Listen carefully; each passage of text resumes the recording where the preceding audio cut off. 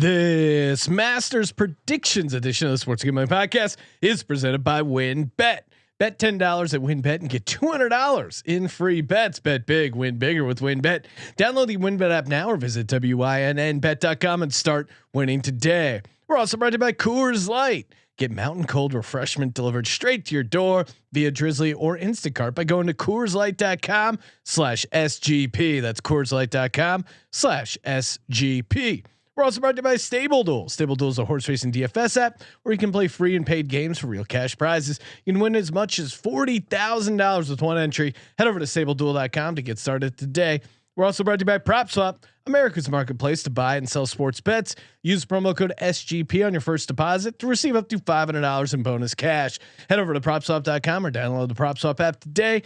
And in honor of the Masters, we're giving away a tailor-made driver. Just go to sg.pn/masters or click the contest link in the SGPN app. Hey everybody, Joe Theismann here. You're listening to SGPN. So do this, let it ride.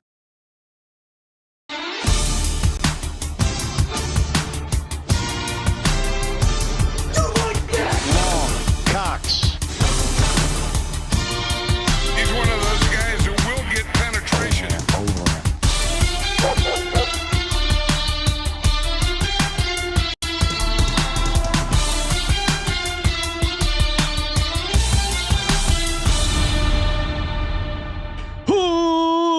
Welcome everyone to the Sports Gambling Podcast. I'm Sean, stacking the money green with my partner in picks, Ryan, Real Money Kramer. What's happening, Kramer? Dog.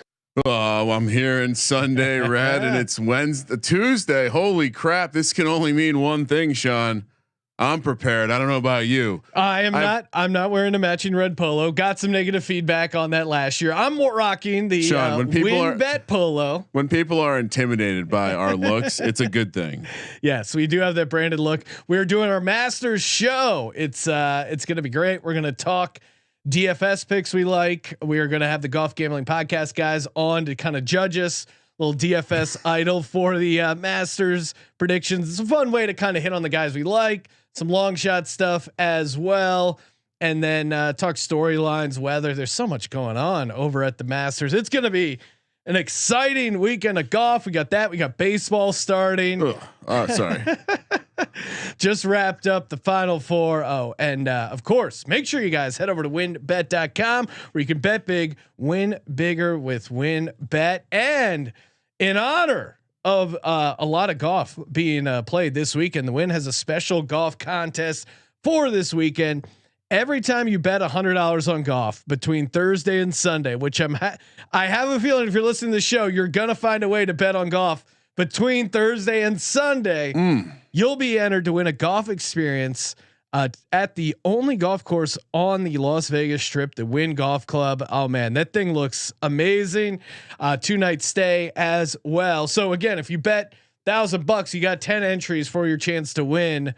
Literally a trip to the Wynn Golf Club. Place looks awesome. Head over to WynnBet.com, download the Wynn Betting app. Of course, offers subject to change. Terms and conditions at WynnBet.com. Must be 21 or older and present in the state where playthrough WynnBet is available. If you're someone you know has a gambling problem, call 1-800-522-4700. You can put it on the board. Yes. All right, let's get it going. Joining us on the line, the co-host of the Golf Gambling Podcast, Steve Schirmer and Boston Capper. Steve, you are actually going to the Masters this year. I am, and I wish. It seems like I'm bringing all the cold weather from where I'm from down to Georgia. It is going to be freezing, but you know what?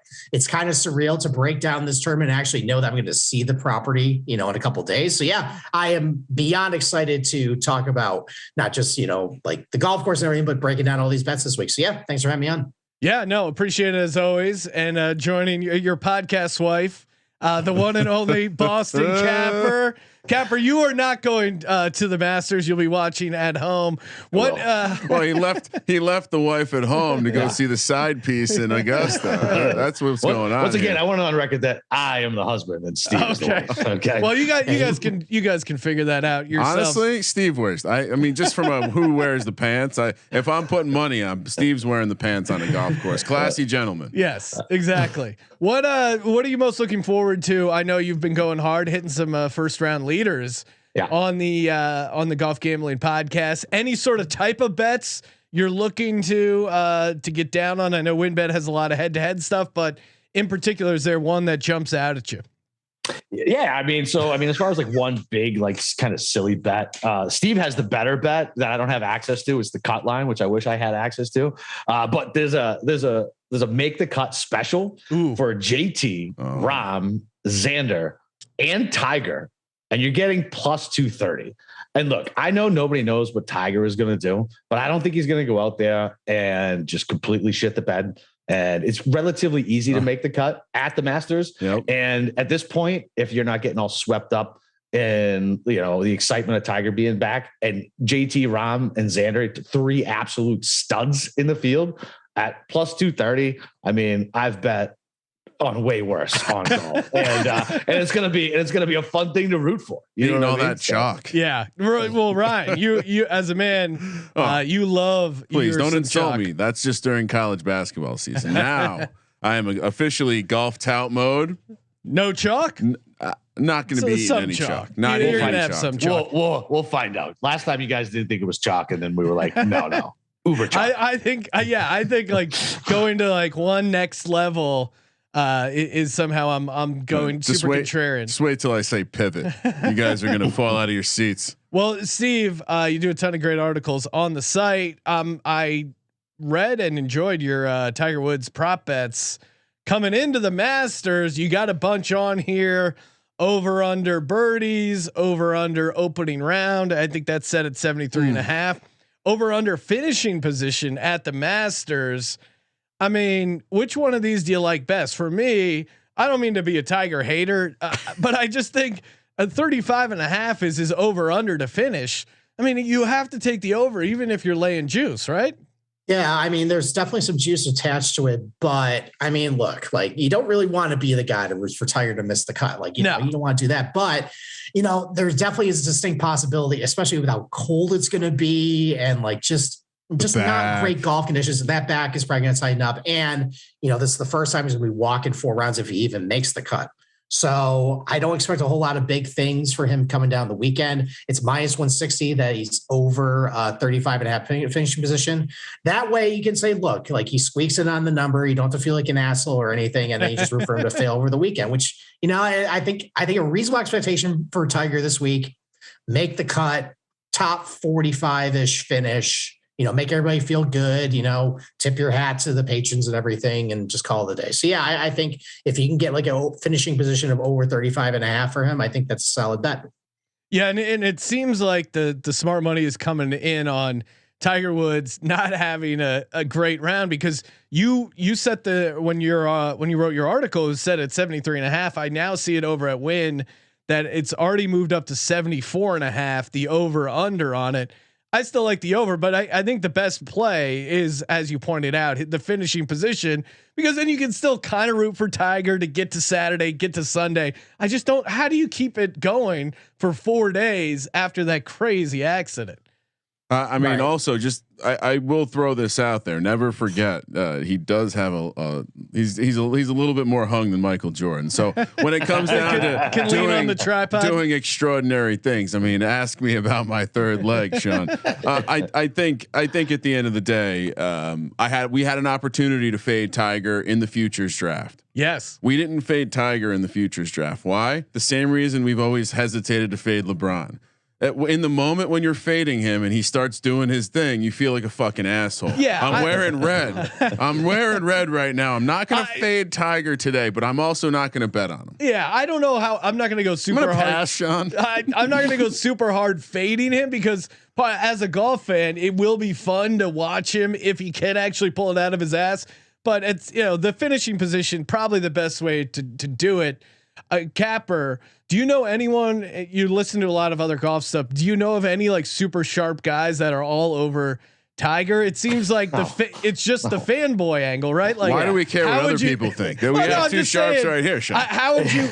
Is there any case you can make for Tiger besides just, hey, it's Tiger Woods? No. And you said it's like good for golf, and it sucks for the golf gambler if he actually makes the weekend because golf coverage is so miserable to begin with. I never get to see the guys I have money on. And if he makes the weekend, it doesn't matter if he's fucking 9 shots off the lead. We're going to see every single Tiger shot, and it's going to make me fucking insane. I mean, look, I mean, there's no real reason to back Tiger other than the fact he's Tiger. Yeah. Which is, it's it's a gut pick. Sean's a gut handicap. Yeah, I'm a gut handicapper. My gut says stay away from Tiger. Steve, you mentioned the weather. You're a upstate New York guy going down to Georgia. Normally you would expect better weather than where you're coming from, but it's looking, I mean, it's kind of looking like a US Open as far as like cold, damp, maybe some rain. How much are you factoring that into your handicapping of these guys? Oh, a ton. I mean, like, I think Augusta National is the one golf course in the United States that's most affected by the weather because, true to, my nickname, the God of Golf, I track all the meteorological data and all the scoring at Augusta National going all the way back to 2007. So I know exactly to a T how the wind affected the, scoring, how humidity, how rainfall, all that stuff. And what I've noticed over the years is that anytime you get temperatures under 70 degrees, anytime there's low humidity, anytime there's a stiff west wind, and anytime there's, the course gets dried out, it usually is the toughest scoring conditions. And we get at least 3 of those 4 this week. The golf course received a lot of rain heading in, but what's going to happen is that with the low humidity levels, and it's not going to rain during the tournament, and it's going to be windy, course is going to dry out pretty quick. So it's going to start off a little softer, maybe on Thursday morning, get super firm, and combined with the colder temperatures and some of the changes in the age of the golf course, this is going to be a really long golf course. So I think you want to favor driving distance this week. Long iron play is going to be a big plus. And what I did was I kind of cross-referenced some other comparable Masters with the weather history. I noticed a lot of similarities with 2016 leaderboard. That's the one that Danny Willett won. I know you guys got it 50-1 that year. 2017 when Sergio Garcia won. Similar weather conditions, kind of the big common trait I found at the top, big driving distance. But the secret sauce this week, though, is because it's so cold, the ball's not going to go anywhere. It's going to be a lot of missed greens. You got to be able to scramble around the greens. So that's what I really look for this week. Guys that got some pop off the tee, guys who can get up and down. If you got a great iron game, great. If you've got experience here and you know how to putt on the greens, that's great too. But yeah, that was kind of my basic criteria to pick this week. Yeah. What about you, Capper? How much you factor in the weather? Are you obviously you're not cross-referencing historical weather data? That's what I got Steve for, man. You don't have the slide ruler out and computing algorithm. What are you working in here? No, it's the same shit, right? I mean, so definitely driving distance off the tee, right? Because it's going to play so soft, wherever it lands, it's going to stop. And something I found out this week that I didn't know is the way they cut their fairways already kind of encourages it not to roll out. So you factor that in, and now they lengthen the course. And Steve did a great breakdown in his course preview on how they changed a couple different holes and how it's going to play even longer now. I mean, it's long irons, long off the tee. And you just can't be abysmal around the greens. And those are the 2 most important things. Now, I was on a show. They were asking me, I was a guest on a show. They were asking me some master stuff. I was able to bullshit my way through it, but one of the guys was all over Jon Rahm, and I know he's kind of been struggling as of late. You look at the DFS pricing, he's up there as far as like odds to win. He's right up there at the top. Is it Jon Rahm's time? Wynn has him as the favorite at 11-1. I don't want to touch that, but what's your take on Jon Rahm coming into this tourney? So I'm always a Rahm guy. Okay. I love Jon Rahm. I like fiery golfers. I like guys who are temperamental. Whatever. I normally like Rahm, but not as this massive favorite. You like SoCal bros of Spanish heritage. Listen, I like temperamental guys who get so upset, and you can tell they really want to win it. Right? He's the opposite of like Chad from the country club, who has the same fucking swing as the next Chad from the country club. Right? He's a little different, so I like to root for him.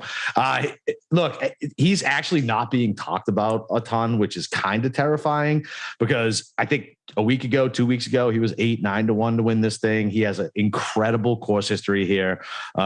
He's long as shit. His driver is a weapon.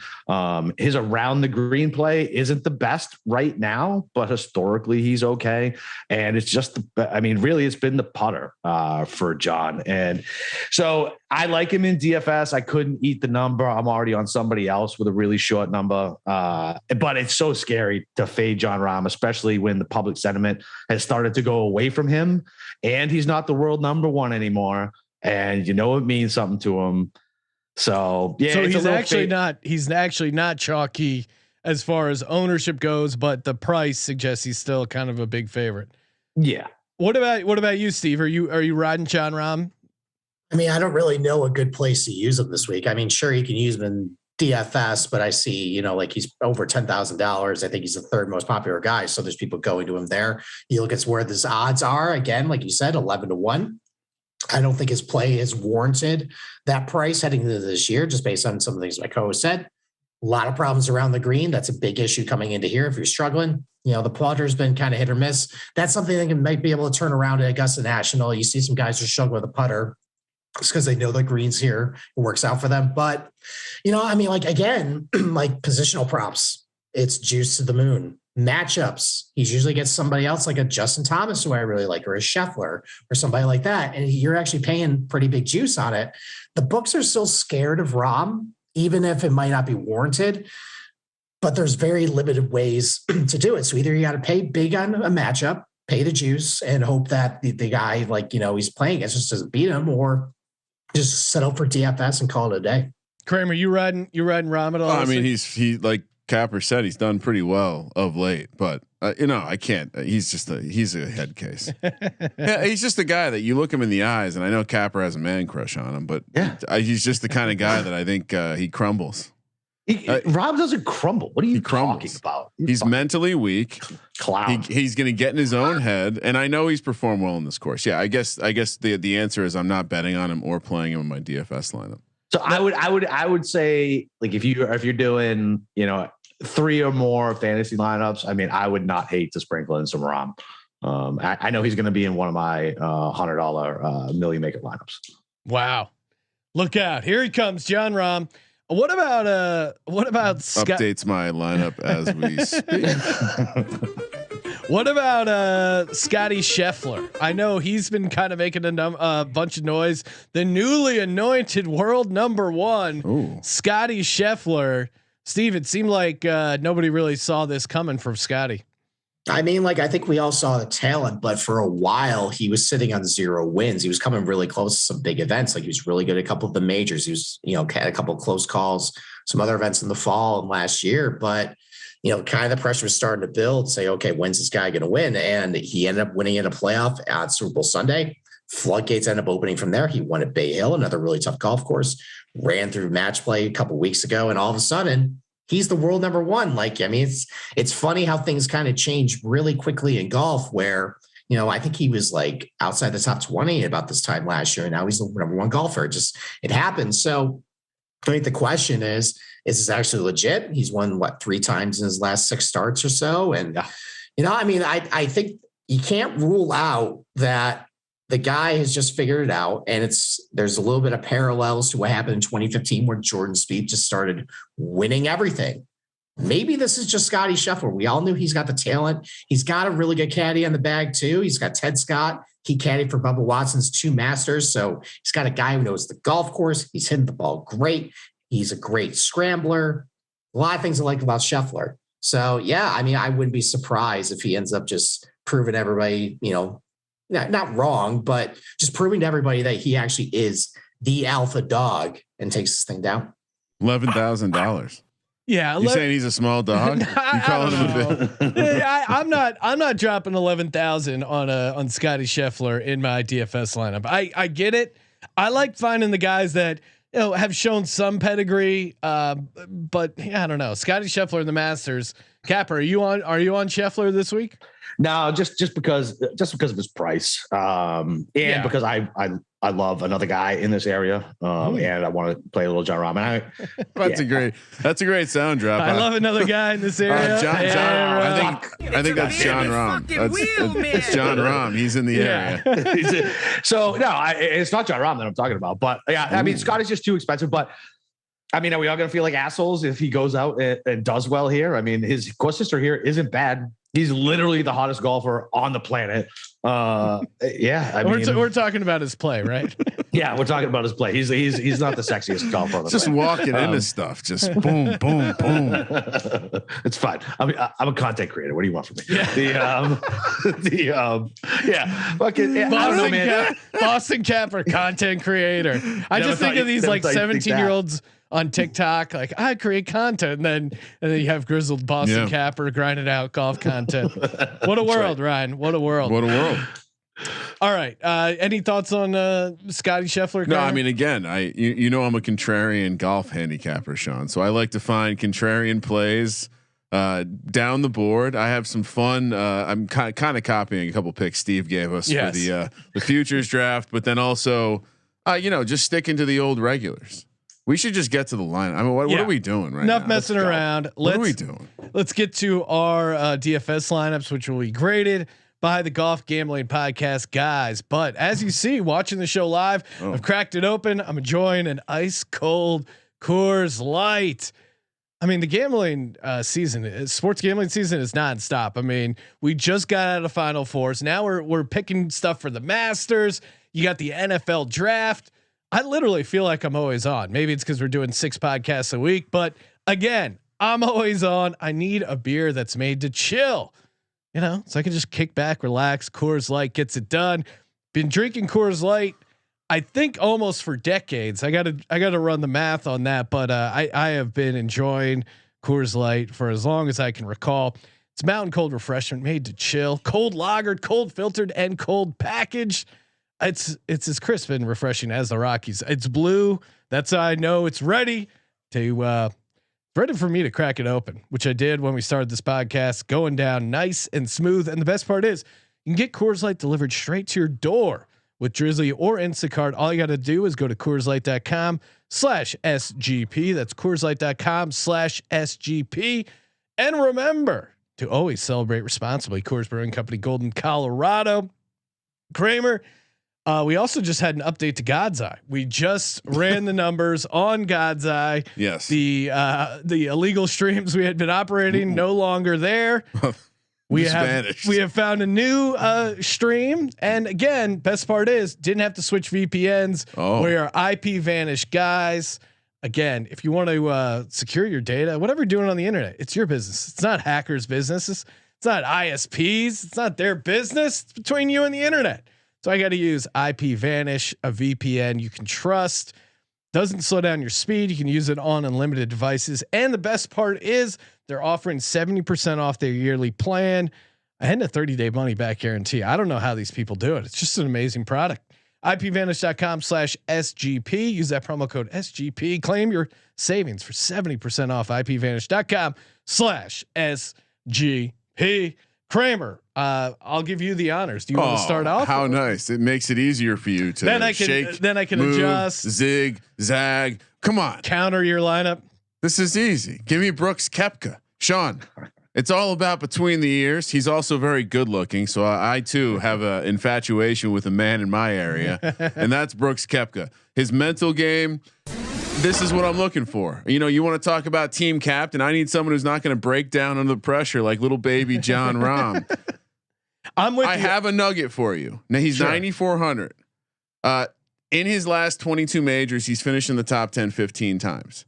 Did you know Tiger's best stretch during any 22 major stretch of his career is 18?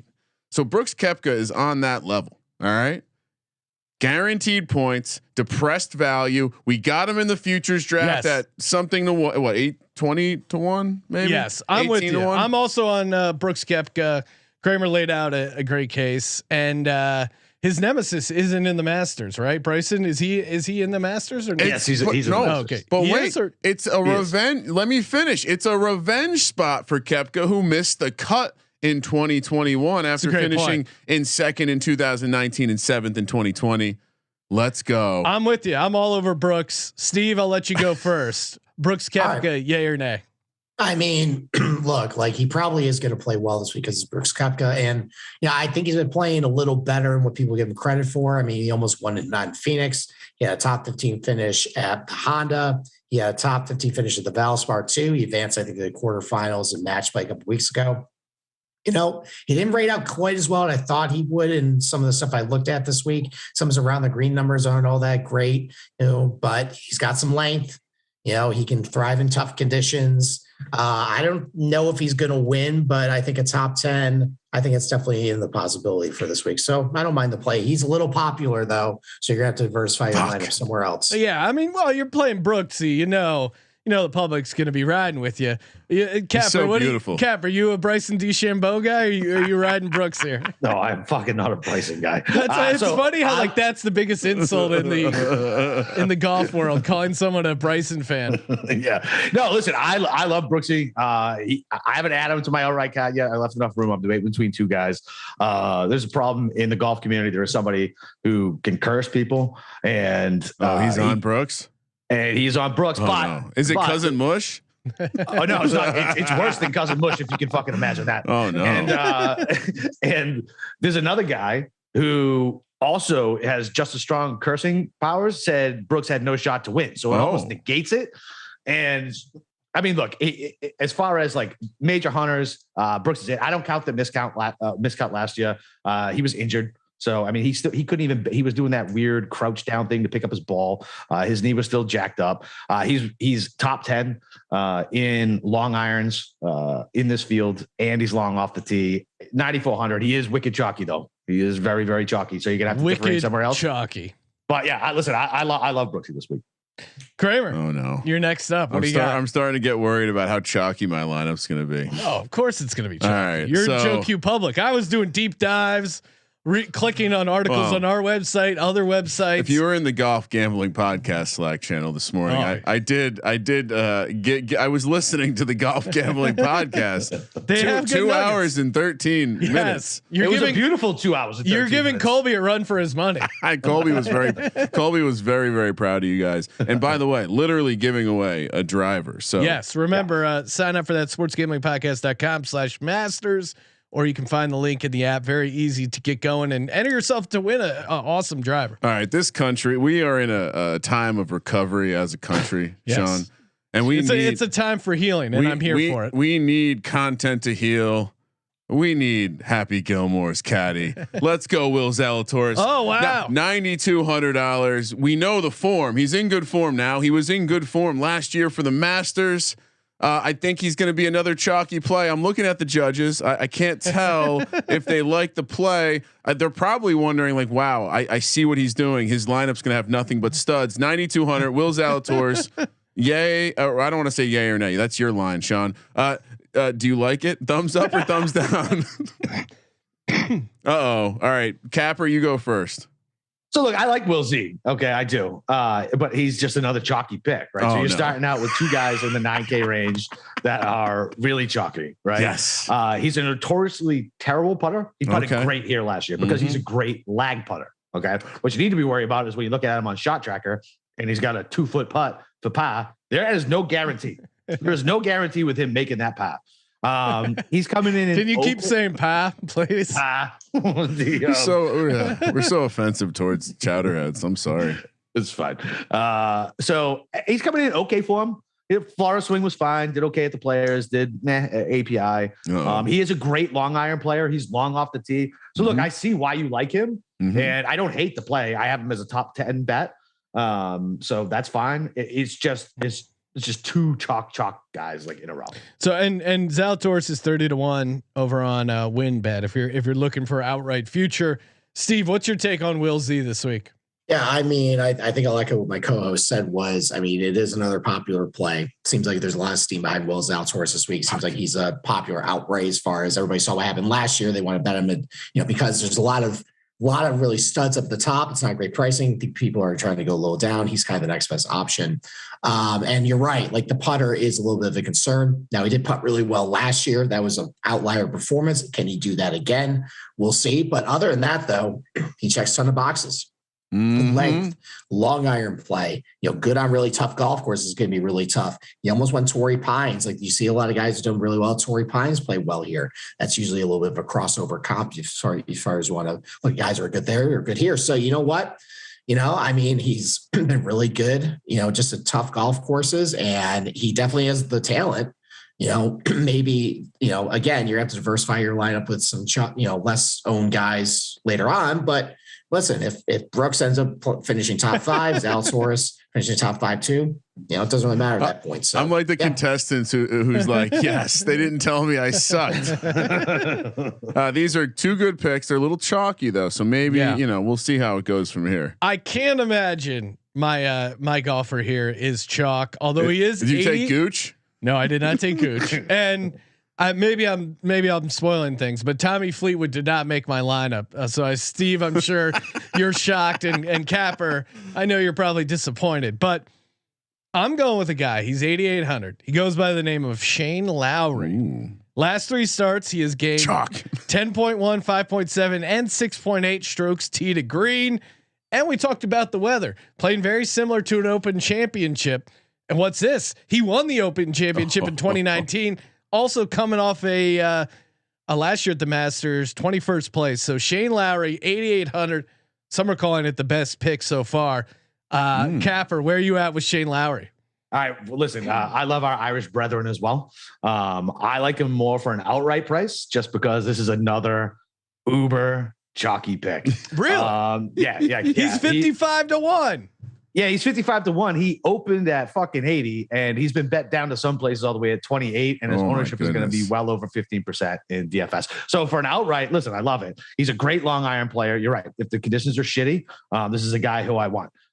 He played a great Florida swing. I got to see his hole-in-one in person at TPC. I was on 16 green when he did it on 17. It was beautiful. He's a great guy to fucking root for. And yeah, I mean, look, listen, as long as you guys will get different down the bottom, I don't care. Good chalk is good chalk. I think Shane Lowry is probably good chalk. So yeah, as long as you guys can get cute and get a little different down below, I don't hate it at all. I love Lowry. I have him as an outright. So yeah, I love it. I'm cute down below. Shout out to Manscaped. Yeah, they're not sponsoring this. Say that for the Manscaped reads. Steve, Shane Lowry, yay or nay? What are we looking at here? Yeah, I mean, look, I have nothing to say about his on-course performance. He's playing great this year. Like he's one of these guys that checks a ton of boxes with the stats, and there's never been more data available to us right now, to the gambler. And anytime you get a guy like that that checks a lot of boxes in these little databases, they're going to be popular. It's just kind of how it is now. So yeah, look, I have nothing bad to say about the on-course performance. I think if I want to pick a little bit of a nits with him, he hasn't really done all that great here at Augusta. He doesn't have a top 20 finish here yet, but he has a lot of experience here. This is going to be his 7th Masters. That tends to be a little bit of a level jump for him. So again, look, as long as he comes through for you, even if it's popular, it's okay. You just got to pick some other guys down, the card here to kind of make your lineup a little different. Kramer, we are trying to guide us to water, and we're just really refusing to listen. We have a request in the YouTube chat. If you could do a Tiger sound effect in honor of Tiger Woods. Which are we doing? What I think Tiger's going to do this weekend? No, your cat sound effect. I know. Do we think it's going to be like a rawr, or is it going to be like a rawr? Yeah, probably the second one. All right. How many MGs are you on right now? I'm a content creator, Capper. Who's your third golfer? Well, at this point, you realize you have to be this long to jump on this ride. The Drip Squad is bringing the length. Tony Finau, 8,100. We all remember when he played through a severely high ankle sprain, celebrating on the par 3 of the Masters a couple of years back. He always seems to show up at this course. I think current form isn't the best, but this is purely I had 400 left, last guy on the roster. A bit of a gut play here. Tell me why you love Tony Finau. He's unpopular, at least, right?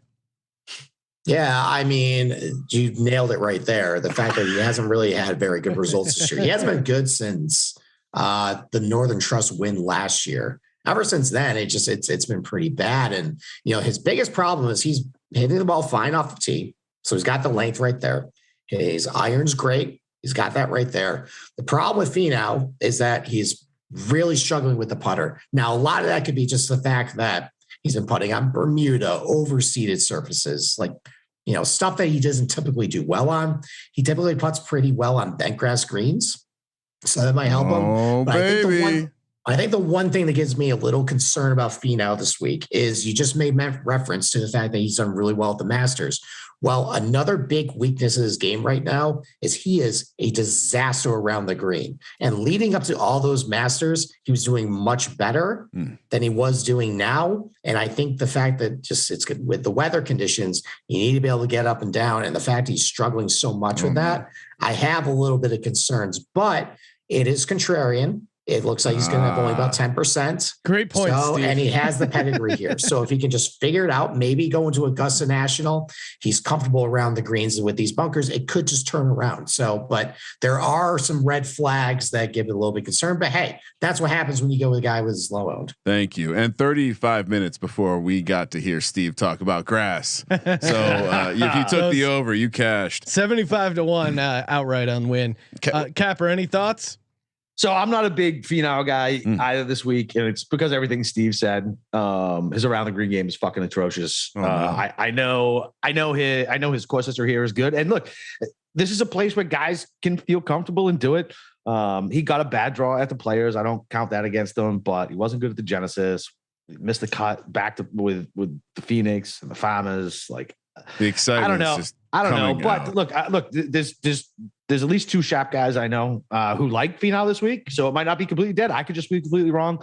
He's 100% stay away from him. I like that. It sounds like I should flag this one. Maybe circle back at the end. Maybe I opt for a different golfer. We'll see. Sean, yes. Number 3. My number 3 golfer. Give me. I know this is Capper's boy, Soonjae M. Let's go, Soonjae M. Oh, talk. He's $8,200 or $8,400. Let's see. I don't know why he's so cheap. He's not scared of the course. No, he got second in 2020. He missed the cut in 2021. He is hungry for a redemption. This is the Soonjae M redemption story we've been waiting to tell. Am I right, Capper? No. Come on. So it's Sunjay, and I pronounce it Soonjae.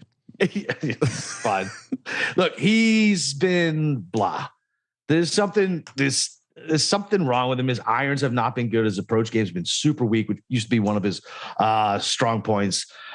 Look, he's definitely contrarian, right? You get him at like 6%. We have Steve has a nickname for him. We call him Knucklehead every time we talk about him. It's just because he constantly does weird things that just kind of blow up his rounds. But even that, taking that out of account, like he just hasn't really been in good form lately. I know he was good at the Farmers, but I don't want anything to do with him here. And yeah, I'm off. Will he snap his putter during a round at the? Come on, how can you not root for a guy like that? That's Siwoo, man. That's Siwoo. Oh, is that? Wow, Kramer, you're gonna need some sensitivity training. About to get canceled. Oh man, I'm getting old. I thought Shane Battier was Carlos Boozer. Steve, M's a great pick, right? Feel free to expand. I mean, look, so I made reference to this earlier. I think I did, but if you don't have length, then you got to have a lot of other elite skill sets in order to compensate. Basically, you got to pull a rabbit out of your hat around the green with your putter. And look, like his numbers are good. Like he's a good scrambler. He's a good putter, but the fact that he doesn't have a whole lot of pop off the tee, and you're right, or my coach is right. His irons have been really bad lately. I don't see it with him. So, even though it is sub 10% and it is differentiating your lineup, I don't really love that. I think there's maybe some better options. I'm gonna count that as a win, Ryan. All right, Ryan, move on to your fourth golfer. I mean, is this something that you're considering now? Maybe a change? No, I'm not. I'm sticking with Sanjay, as I recently learned. It's a fucking terrible idea. All right. Well, I guess I'm going to come in with low confidence to this pick. I've either been wrong because the guy's contrarian because he sucks, or I've been chalky. So I'm guessing I'm going to be chalky again because this is a good form pick. 5 top 9s in his last 8 starts. Tyrell Hatton. 8,000 Terrell. Okay, Jesus, I would have never guessed that. Again, this is a good form pick. I kind of thought that this was going to be one of my chalky picks, so I'm really hoping it's not one of my chalky picks now. No confidence here. I'm wavering. My knees are clacking together, staring at Capper. He's smiling though. Is this a good pick, Capper? Tyrell Hatton is my absolute fucking favorite golfer to watch on the PGA Tour. This is a dude who swings the club and immediately starts yelling at himself when he hits a bad shot. Super temperamental. I mean, sounds like a great pick. No, and listen, he's played the Florida swing great. He's one of the better long iron players in the field. He's sneaky long off the tee.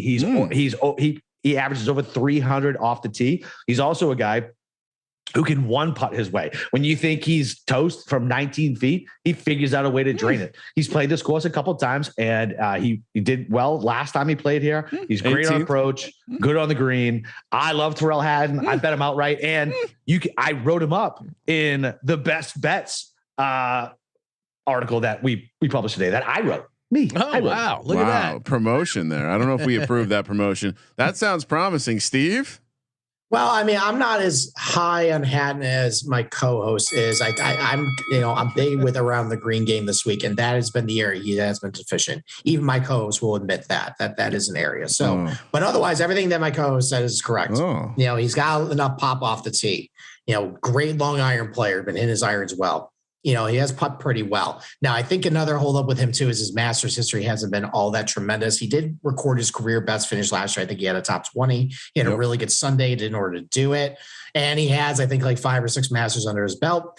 If this is going to be kind of crappy weather, there were a lot of English guys that got to the top of the leaderboard in 2016, 2017. That's a little bit of a comparable Masters that I think we're going to get this week. Maybe he's one of those guys. So while I'm not as high on him as my co-host is, considering his ownership and there's a lot of other things to like, I think it's a decent pick.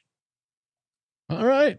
No, not bad. I feel like right now, I feel like I'm a little bit in the lead on you. I'll be honest. All right. We'll see. I feel like you really shit the bed with the M pick. It's fine, right? This one, I don't see any reason why you wouldn't be all over this golfer at $8,300. One, Mr. Adam Scott. Again, fun history at the Masters. He hasn't missed a cut there since 2009. Top 4 at Riviera. 4 of his last 5 top 20s at Riviera have preceded top 20s 2 months later at the Masters. Steve, I feel like you got to be enjoying you some Adam Scott. Maybe not as much this week. No, really? So there's a couple things going against him. First of all, he is also another golfer that is cursed. So that's not great. Second, the one thing I've noticed about him is that around the green, which I've said over and over tonight, that has been like literally he has like the chipping yips. This goes back about 18 months. His around the green numbers are really, truly terrible. And yes, he's a great ball striker. Yes, he's got length. He's got that going for him. But I think that's going to hold him back. It's the fact that there are going to be lower green and regulation rates. He is going to be in a little bit of bother sometimes, when he's not in every green. I think that might cost him this week. And I think that puts a little bit of upside to his overall performance this week. And like I just mentioned, he's cursed. So that might not work out so great for you. And his ownership's kind of a little bit high. It's hanging around like 12, 13, 14%. So I don't know. There's a lot of things going against Adam Scott this week. Can we get a stage mom out here to give you a hug? Adam Scott, make a case for him. Help me out. So, I mean, look, he's an Australian player. He's a former Masters player, right? So he should be able to play well in the wind. Yeah, that's all I got, bro. I'm not a big I'm not a big Adam Scott guy in the first place. He's a guy who I don't trust over like a 4-foot putt. He's just, I don't know. He's somebody who's burnt me a lot. And look, I know his Masters history is good here. But he's cursed. He's cursed as well. And that's it. It's a wrap. I would pass on that. Your last two picks. Let me help you out, Sean. I'll move on to my next guy. And I think this is chalk. I think I know he's chalk. He's a guy that Steve threw out that we should grab. We didn't get him at 50-1 to win the Masters in the future draft. But it's form and it's projecting, like Steve said, to be a more difficult event probably helps this guy. And I'm going back-to-back picks from England. This is rare for me to go across the pond like this, but give me Matty Fitzpatrick. Tell me, guys, it's a good pick, but it's chalky. So it is chalky. Yeah. I mean, I think everybody looks at the ball striking numbers and the fact that he does have a top 10 here in difficult conditions. But, like I said, there is going to be a shorter guy off the tee who is just elite around the green and a really good putter and just ends up posting a good finish. And the fact I've seen him do it here at Augusta National, that might be Matthew Fitzpatrick. I think I like him this week, even despite the, maybe not in DFS because it's so chalky. I think maybe, positional markets and everything might be a little viable there. But, I mean, he's been really good this year, and a lot of really different, good golf courses too. And, one thing I think people might be, discounting a little bit is he has added a little bit of distance off the tee. You kind of look at some of his interim performances. He's starting to get a little up there as far as getting a little bit of pop.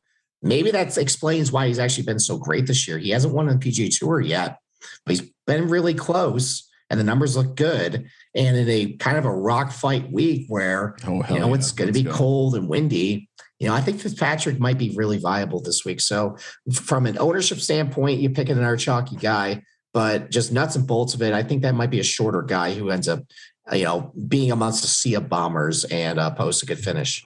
Fun strategy by Ryan, picking I'm just going to pick the most popular golfers like everyone else.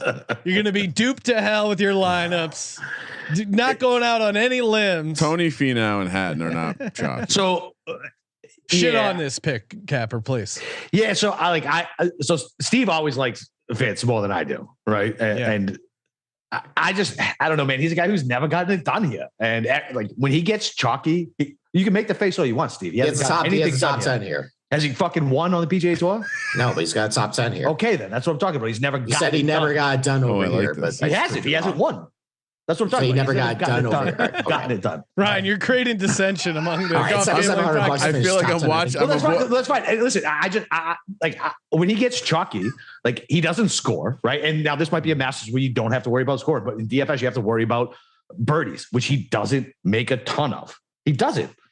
Look it up, bro. Winning scores gonna be 6 under, man. That's fine. You still have to score. You can't just you can't just go 2 over every fucking day and win. I feel like I'm peeking through the blinds, watching them argue in the kitchen. Well, this is like what it must be like when Ryan and I are arguing about whether or not you should put in a third quarterback during the Giants Eagles game. Giants Redskins game. They got a good look at him. But either way, I'm never a Fitz guy, so I'm probably biased for this. Okay. I just feel like he's a community darling, like always, and he's just somebody who just never comes through with a win. Let me specify: comes through with a win. And you can get somebody who's I like as a better player at half the ownership at the same exact price, right below him at Tommy Fleetwood. That actually is true. I will give it. I like Tommy Fleetwood a lot this week. So in DFS, I think that would actually be a better pivot. Sean's like, what the fuck? The 1 year you want me to pick Tommy Fleetwood and I don't pick him. So if you were paying attention, I buried my hatchet with Fleetwood prior to TPC. I realized it was dumb. I'm officially swapping Fitzpatrick to Fleetwood. I like this. I think that's Sean's a better play for DFS. Oh wow! I've used my swap. I've used my swap. Damn it! What is Sean's so mad because he's like, I'm going to show them. I'm not going to pick Tommy Fleetwood and get made fun of this time. All right, we got He's so mad. we got a couple of golfers left. Want to make sure you head over to PropSwap.com. Oh man, Masters Week is here and perfect time. Check out PropSwap.com. Again, if you're looking to buy or sell, with these futures bet, especially with like a golf tournament. Things can skyrocket in value, or let's say you have, a great pick like Sung J M. He's off to a red hot start. You're worried about him collapsing in the last couple of days. You can hedge it over at PropSwap.com. You can list a ticket, or on the other side, you can buy a ticket. PropSwap.com, promo code SGP, and you get that instant deposit match dollar for dollar up to $500. PropSwap.com, promo code SGP, where America buys and sells real sports bets. And if you're not getting enough action on the weekend, you got to fire up the old Stable Duel account. This thing is highly enjoyable, highly addictive, very easy way to get in on the ponies. You don't have to know a ton about horses. Just head over to StableDuel.com. They do a great job of providing you data, strategy for putting together a winning stable. They got free games, so you can just check it out. The contest for the Florida Derby, they gave out $40,000. That's insane. And again, it's fun. It's easy to play, and get started in the free games. But I have a feeling you're going to enjoy it. Download now over at StableDuel.com. See how many winners you can pick in your stable. Now I'll see you in the winner's circle. Play, race, win. Closing out, I got two more golfers. One, I'm very excited about this. I will be pretty disappointed if you guys don't like this pick, because I did a ton of research and I found out this year to date, he is 6th in strokes gained, tee to green. He will actually be going out with the group with Tiger Woods. I predict that will get him to elevate his game. Give me Joaquin Niemann, $8,200. Steve, your mind is blown with how good of a pick that is, correct? So before the week, that was the one guy I circled. I really liked him. I mean, he kind of fit everything I was looking for. Length off the tee, great iron play. And the reason why he won a Riviera, which is a good comp for, you see a lot of guys who win a Riviera do really well over at Augusta National. He has really improved his around the green game. It's really solid now. He was getting up and down from a lot of really difficult places, making it kind of look easy there too. So if all that translates over to here, I think that's great. The problem again, though, Shockey and the Tiger thing, that sucks. I put a couple bets down on him, some other stuff. I'm not thrilled with him paired with Tiger and the hoopla behind it. So, and he's a young kid. So I think that might be enough for me to shy away from DFS. If it wasn't for that, if he was paired with I don't know, Louis and Corey Connor or something, I think it would be perfectly fine. But the fact that he's going to have Tiger, all the it's going to challenge him. Iron sharpens iron, Steve. I don't know. So that's just me. Capper, what do you think? Yeah, where are you at? All right, so I actually kind of agree with you. I think the kid's mentally tough. I think maybe this will make him elevate his game. I have him in a matchup. I think I got him top 20 as well. It's his third time playing the Masters, right? So he should get a level jump there. But another, uber jockey pick, but he's a good long iron player. He's fine off the tee. The Tiger thing, the problem is you just don't know how the fucking guy's going to react until you see it out there. I don't think Neiman has ever played in front of a crowd that as big is going to be following Tiger on a Thursday. First coming back from that car accident. So I'd be a little, I don't know. Sounds like they're worried he's mentally weak. No, I don't think he's no. Let's don't get me wrong. I don't think he's mentally weak, man. I mean, the guy's won a goddamn golf tournament, and he's a good, strong, young golfer. But it's a different animal to do.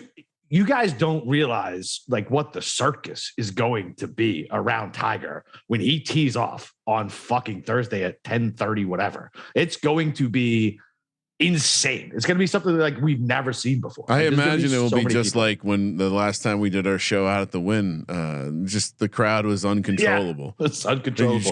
You couldn't wade through it. Like Tom Jones back in the day, you guys were getting underwear thrown at you, and you didn't know what to fucking do. That's right. Unfortunately, I always think my references are old, and then Capper comes in with a Tom Jones reference. We don't want our audience throwing the underwear. Probably 97% chance it works out poorly. Might drown in those things. Kramer, final golfer. Who do you got? All right, so I think that this feels to me like my sharp pick because what did Steve tell us? We need someone who's gonna putt well, 10th and 3 putt avoidance. We need someone that can scramble 13th 6th in strokes gained putting, good form at the course, and he only cost $7,300. And I need an Australian on the squad. You know I like the drip from the men down under, especially to go with all these Brits here. Give me Mark Leishman. Oh, really? Steve? Well, I mean, I think you're putting faith in the fact that a lot of that cheating green stuff came earlier. He has not been really great form. He had a kind of a rough Florida swing. Now that's Florida though, although he did win at Bay Hill once upon a time, so maybe that doesn't make sense. But look, like he was coming in bad form last year and still in a finishing top 10. There kind of is something a little bit about this place that, he just kind of turns it around. Like same thing with like a Justin Rose, like similar thing. Like doesn't really matter what the form is. He kind of just comes in and just shows up. So I think you're relying on the fact that it's Augusta National. It's going to be really crappy weather conditions. Although that narrative that he's really good in wind is kind of taking a little bit of a ding lately based on some recent performances. I know you're rolling your eyes, but it's true, Capper. So yeah, I mean, look, like it's Leishman at the Masters. I think his ownership is like 8-9% or so. Yeah, so like 9-10. Yeah, so I think that's fine. I think this is just a faith pick. Yeah, that he's going to turn around because there are some recent things that don't look awesome. 5 straight made cuts. That's what I need from $7,300. No, you need more than that from 7,300, okay. But because it's relatively easy to make the cut here, right? But listen, I like Leishman. I'm a Leishman guy. I was on him last year. Thank you. Yeah, I mean, see, everything Steve said is correct. So this is 100%. Like I'm going off of course history, horses for courses type shit, and he's had enough time here, and he knows the greens, and it's a different place. We know that. He's a good long iron player. Like he's top 10 in this field from 175 plus in proximity with his long iron. So that's perfectly fine. He's good on approach. He's around the green game, leaves a little to be desired. And he's another guy who, I guess, almost everybody makes me nervous putting. But Leishman's another guy when he's looking at like a 5-footer, I'm like, I can't flip off the shot tracker yet because I don't know if he's actually going to fucking make it. Yeah, I think another thing about Leishman too, he's lost a little bit of pop off the tee the last couple of years. He's getting a little older. And that like it makes it a little more difficult for him this week. So yeah, I mean, he still is a tremendous long iron player. Like, and that if he's way back off the tee, he's gonna have to use it this week to do well. Yep, absolutely. All right, Sean, who's your 6th golfer before we completely rebuild your lineup and give you something more for shit? My final golfer over his last 5 tournaments, Gary Woodland has 2 top 5 finishes, 3 top 10 finishes. He's making the cut 4 out of 5 tourneys, and he's only $6,900. Nice. Boston Capper, Gary Woodland at $6,900 feels like a steal. Yeah, listen, I love Woodland. I was on him last week. I got him in all my year-long stuff. He's coming back off a really bad. He tore his hip labrum, and that's a really tough injury to come back from. If you're anybody, never mind a golfer, right, where you need to be able to get through your swing. So he's good with his long irons. He's halfway decent around the green. I won't mention bunk and play because Steve yells at me every time I do. He's good on approach. Yeah, I mean, look at 6,900. He's coming in really good form. His Masters history is it's fine. It's not terrible. It's not great. At 6,900, I like it. But I'm going to shock you and say, Sean, it's almost another chalky pick. God damn. But can I respond to that though? Yeah, absolutely. So look at everybody around him though. Like Siwoo Kim, $7,100, 13%. Max Homa, 10%. McIntyre, 12%. Yeah, that's fair. It's on par. 10%. It's on par. It's basically the same ownership. And then the next guy you look at on that list, Lee Westwood, who stinks. Francesco Molinari, who stinks. Brian Harman, who has no length. Kisner's no length. Kevin Na, no length. Right. So yeah, like listen, like you're paying the 11%, but like if that's how your lineup's building, those are kind of your options that are around the same ownership anyways. And I like him the best out of all those guys. Like I think he's mispriced. Yeah, based on what he's been doing this year. He's got 3 top 10s. He almost won Bay Hill. He played well last week. And like he's got a lot of experience here. He's got a lot of what you're looking for. So yeah, like this is an instance where he's a guy who can win a major. Yeah, and listen, like every time you see like double digits, $6,900, like you never look at it, but just based on how everybody's around him, like it kind of makes sense. And there's no real good pivot, so that's the guy. I think that's a fine play to enter lineup. I like that. Now, Steve, should we help Sean X out Im or Scott or Neiman and give him two better plays because that he's gonna get crushed by Ryan. Crushed. Sunjay Im, I'm willing to move on from. Adam Scott I already bet, so I'm not going to take him out of the lineup. Well, who do you got to replace for Sunjay?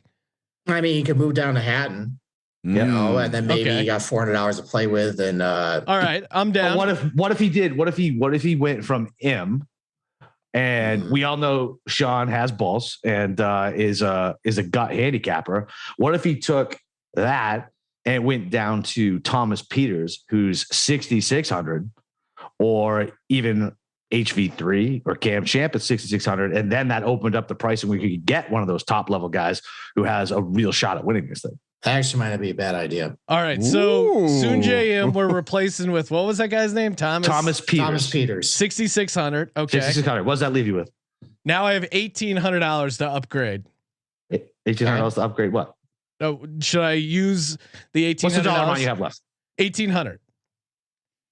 What are you talking about? Sean builds his DFS lineup. No, I got rid of Sunjay Im. I replaced him with Thomas Peters. Mm-hmm. Right. All right. So what's the rest? And I have $1,800 left. So read out your lineup. So I've Koepka, Lowry, Peters, Adam Scott, Neiman, and Woodland, and I have $1,800. What's the move now? They want you to get rid of Neiman. I can't get rid of Neiman. You know, I mean, you might be able to go to Neiman up to like Rory. You can go to Neiman. You can't. You know, maybe I could put Rory in there. You could. Like, I mean, I think Rory is live this week. I don't really care about the miscut at the Valero. Like, I think we've kind of been talking about him, like saying, like, oh, he's in great form. This is the time for Rory. Now maybe we got a little bit something different. Nobody's really talking about it. Everybody's really talking about Tiger. He got the heat of like the career Grand Slam thing, you know, kind of pushed to the side here, but he's been playing really good this year.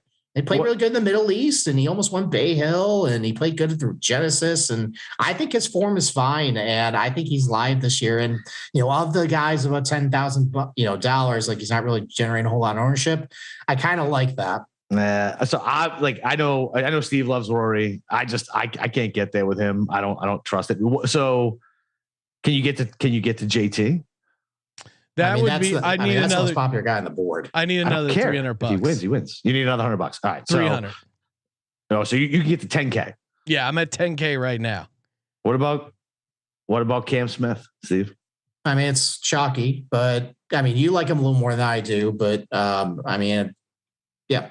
I mean, I think he should play well this week. All right, I'll toss in Cam Smith. $9,900. Are you done changing your lineup? Yes, done. Lineup is good to go. For my outright winners, though. Sorry, I was just betting some first round leaders. Brooks Koepka. I got some of those if you want some. What do you got for the first round leaders? Hang on. So I haven't finalized my. Hold on, let me get up my WinBet account. All right, we ready? So I know my co-host and Andy love this guy. You can get Ryan Palmer at 100-1. He's coming in good form. He kind of choked it away a little bit on the weekend in Valero. So that's 100-1. You get a new young stud, Cam Young. He's at 80-1. The kid hits the ball a fucking country mile. Like it is insane how long he is off. He sounds aroused. And yeah, give me some of that. And these guys are going off in the morning where hopefully the wind won't affect them as much. And who knows how much rain is going to be? It's definitely going to be soft. I don't know, maybe we get a lift clean in place. Who knows? That was Cam Young. Cam Young. Yep. So I have shitty offshore odds. So I'm sure WinBet has better odds. Yeah, we'll just keep rattling through. I'm just making mental notes here. Siwoo Kim, 66-1. He's a guy who can get absolutely ultra hot with his irons, who has a tendency to be flirting with the top of the leaderboard in the first rounds. Taylor Gooch, he's completely mispriced in DFS, and nobody wants to play him in that. But if there was a good golf course, if you could think about for Gooch, this is it. He's long enough off the tee. A good iron player, can get hot with his putter. Then we can go with Tommy Fleetwood. If the weather conditions are bad, it's another AM tee time. He can putt real well. He was first round leader at TPC just a couple of weeks ago. And then quick question: how many first round leaders are too many? So you're asking the wrong guy. So look, here's the thing. I know it sounds ridiculous when I say I'm disciplined at it, but I give myself a unit allotment every week because this is what I love. I love a Thursday sweat. What the fuck else are you betting on a Thursday that you can watch all day? Yeah. And like instead of doing 2 extra matchups, I'll throw, anywhere between 10 and $25 on, anywhere between 8 and 10 golfers. I never go past 10. Just because at some point it's like, all right, relax. Right? I have 11 so far. All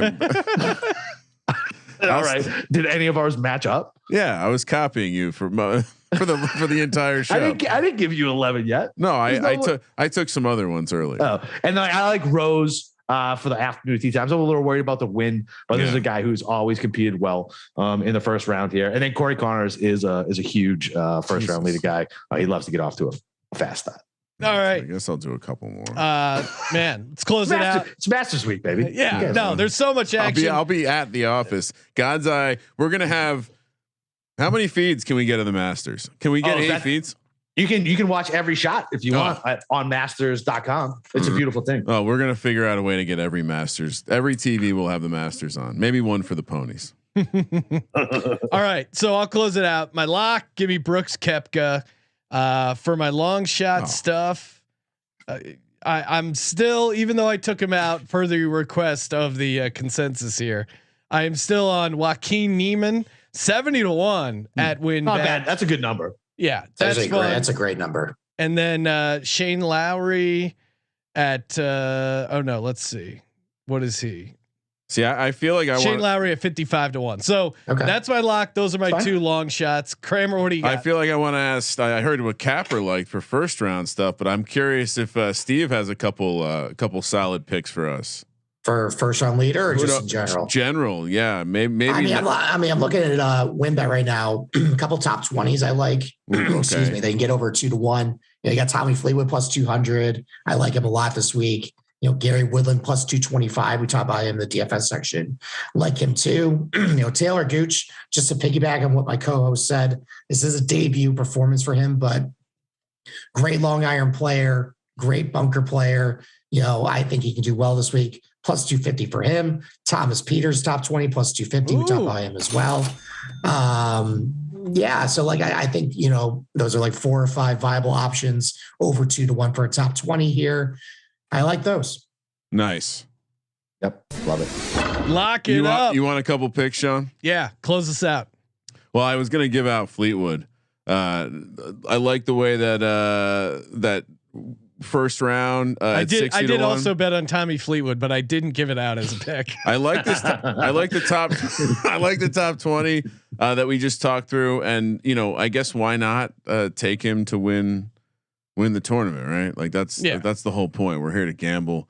Right, let's go. What, not 90-1? I don't have the live odds in front. Yeah, 90 or 100. So I will say this about Fleetwood. So if you guys listen to the podcast, I have gone through a little exercise that kind of triggered my co-host, but I think he ended up actually liking what I came up with. And I ended up taking the last 10 winners of the Masters and kind of just benchmarking what their minimum ball striking stuff has been. And ended up coming up with 6 guys who fit all the criteria of basically what you're doing coming in. And Fleetwood was a guy in that list that made it. So he's actually on my outright card this week too. So yeah, if you want to add Tommy Fleetwood 90-1, I think that's a decent price. I mean, it's just 90-1 flyer. Yeah, it's 90-1. Why not? Yeah. Listen, it's 90-1. You throw $20 on that, and then you'll have to hit one of your silly 14-leg football parlays for the same payout. Yeah. Oh wow! Look at I know you're not coming onto the show and trying to talk shit. I don't know if you heard the Giants are good again. Football. Yeah, well, the Patriots suck again, and so I don't like it is what it is. You guys got Devontae Parker. Say Devontae Parker. Just Devontae Parker. Yeah, that's I mean, it's like they're fucking with New England trading for him. They knew what they were getting into. All right. Well, awesome time having you guys on here, Steve. Have a blast at the Masters. Yeah, I'm sure seriously. you will. Make sure you subscribe to the Golf Gambling Podcast if you haven't already. I don't know what you're doing. Guys are cranking out a shit ton of golf content. Give them a follow on Twitter as well at Golf Gambling Pod. And of course, make sure to enter the Masters contest for your chance to win a sweet ass tailor-made driver. sportsgamblingpodcast.com/masters or in the SGPN app. Thank you for participating in the Sports Gambling Podcast. For the Sports Gambling Podcast, I'm Sean, stacking the money green, and he is Ryan. Let's get it, Sean. Kramer. Let it ride.